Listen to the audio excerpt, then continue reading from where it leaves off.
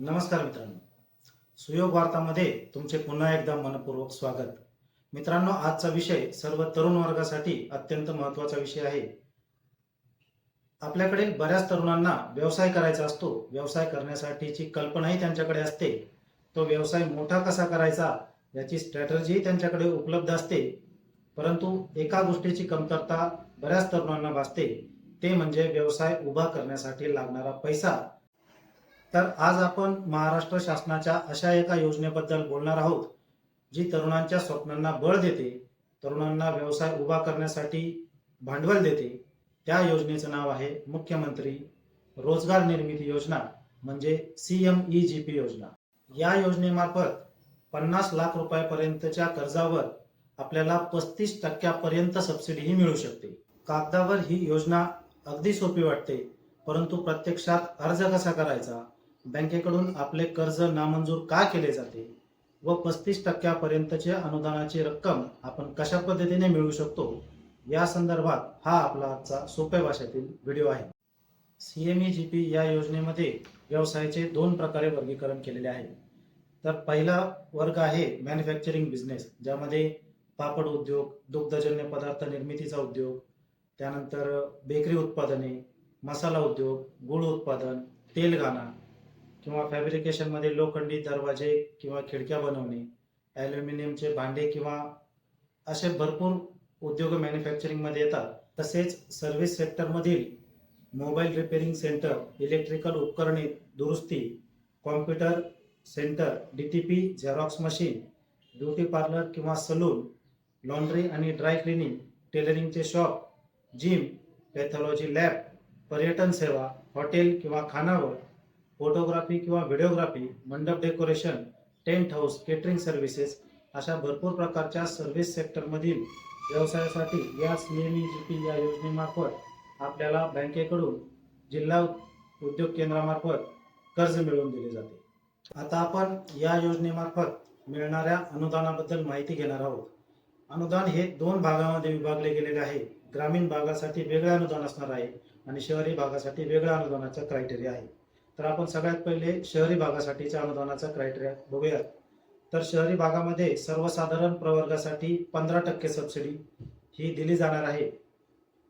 पण जर शहरी भागामधील विशेष प्रवर्गामधील एखादा व्यावसायिक असेल, जो SC, ST किंवा OBC, महिला, अपंग किंवा माजी सैनिक जर असेल, तर यांना 25% अनुदान दिले जाते.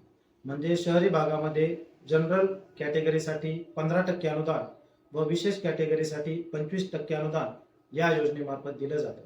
तर ग्रामीण भागामधील आपण आता माहिती बघूया. तर ग्रामीण भागामध्ये सर्वसाधारण प्रवर्गासाठी 25% सबसिडी मिळणार आहे आणि विशेष प्रवर्ग म्हणजे SC, ST, OBC, महिला किंवा माजी सैनिक यांच्यासाठी 35% सबसिडी मिळणार आहे. लक्षात घ्या मित्रांनो, ही सबसिडी किंवा हे कर्ज फक्त नवीन व्यवसाय सुरू करणाऱ्या लोकांसाठीच आहे. ज्यांचा अगोदरच व्यवसाय आहे त्यांच्यासाठी बँकेमार्फत दुसऱ्या योजना राबवल्या जातात. ही CMEGP योजना ही फक्त नवीन व्यवसाय करणाऱ्या तरुण व्यावसायिकांसाठीच आहे. समजा ग्रामीण भागातील आपण एक आता उदाहरण बघूया. सोलापूरमधील ग्रामीण भागामध्ये एखाद्या व्यावसायिकाला RO प्लॅन टाकायचा असेल, म्हणजे पाणी फिल्टर करण्याचा जर प्लॅन टाकायचा असेल आणि त्याची कॉस्टिंग जर 10 लाख रुपयापर्यंत असेल, तर आपण एक उदाहरण बघूयात. समजा सोलापूरच्या एका गावात राहुलला 10 लाख रुपयाचा RO प्लॅन टाकायचा आहे. राहुल हा मागासवर्गीय प्रवर्गाचा आहे. 10 लाखापैकी राहुलला स्वतःच्या खिशातून फक्त 5 ते 10% रक्कम भरावी लागणार आहे, म्हणजे 50,000 रुपये टाकावे लागणार आहे. सरकार त्याला त्या ग्रामीण भागासाठी 35% अनुदान देईल, म्हणजे 3.5 लाख रुपये सरकार भरणार आहे. बाकी उरलेले 6 लाख रुपये बँकेचं कर्ज असेल, म्हणजे 10 लाखाचा प्लांट राहुलला सोलापूरमध्ये 6.5 लाख रुपयामध्ये पडणार आहे. हेच प्रमाण थोडंसं जनरल कॅटेगरीसाठी वेगळं आहे, त्यांच्यासाठी 25% अनुदानाची रक्कम आहे. या योजनेला अर्ज करण्यासाठी तुमचं वय 18 ते 45 वर्षाच्या दरम्यान असायला पाहिजे. महिला व मागासवर्गीय व्यक्तींसाठी ही वयाची अट 50 वर्षापर्यंत आहे. बऱ्याच जणांना वाटतं की खूप शिकलेलं पाहिजे, पण तसं नाही. जर तुम्हाला 10 लाखाच्या आत कर्ज घ्यायचं असेल तर शिक्षणाची कुठलीही अट नाही. 10 लाख ते 25 लाख रुपयापर्यंत जर कर्ज घ्यायचं असेल तर तुम्हाला 7वी पास असणं आवश्यक आहे. त्यापेक्षा जास्त रकमेचं कर्ज जर घ्यायचं असेल तर तुम्हाला 10वी पास असणं गरजेचं आहे.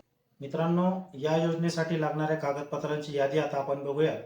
या योजनेसाठी केवायसी डॉक्युमेंट, आधार कार्ड, पॅन कार्ड आणि एक फोटो हे आपल्याला लागणार आहे. त्यानंतर जातीचा दाखला लागणार आहे.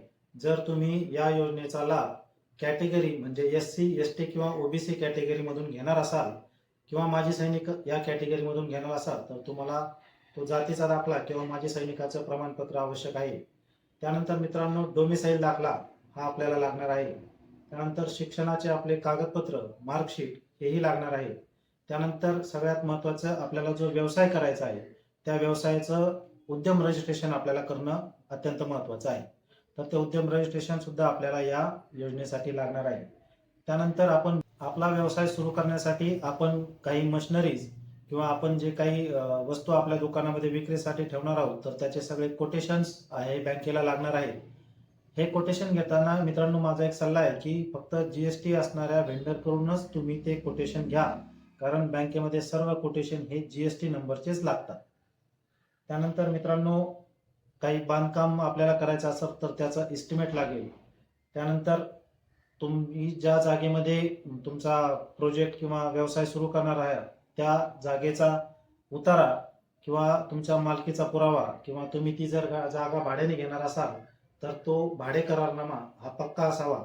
आणि ही योजना लक्षात घ्या मित्रांनो, ही योजना फक्त बँकेने कर्ज दिल्यानंतर तुम्हाला जी सबसिडी मिळते त्यासाठी योजना शासनाकडून चालवली जाते. कर्ज द्यायचं की नामंजूर करायचं हे सर्वस्वी डिसिजन हा बँकेचा असतो.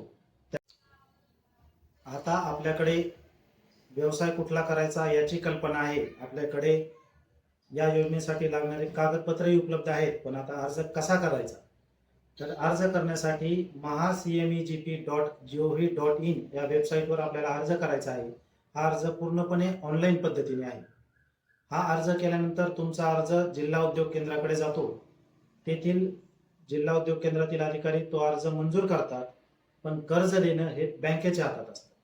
तुम्ही जिल्हा उद्योग केंद्रात अर्ज केल्यानंतर जिल्हा उद्योग केंद्राकडून तुम्हाला एक LOI मिळेल, म्हणजे लेटर ऑफ इंटेंट हे मिळेल. ते लेटर घेऊन आपण बँकेमध्ये जायचं आहे. बँकेमध्ये गेल्यानंतर आपला प्रोजेक्ट आपण बँक मॅनेजरला दाखवायचा आहे. बँकेला जर वाटलं की या उद्योगामधून आपण जे कर्ज देणार आहोत या कर्जाच्या परतफेडीची शाश्वती जर बँकेला वाटली तर आपलं बँक कर्ज मंजूर करते व आपल्याला योजनेचा लाभ मिळतो. काही सिच्युएशनमध्ये हा अर्ज बँकेकडून नामंजूरही केला जातो. तर त्याचे काही वेगवेगळे कारण आहेत, ते आपण एकदा बघूया. जर अर्जदाराचं सिबिल स्कोअर खराब असेल तर बँक तुमचा अर्ज थेट नाकारू शकते.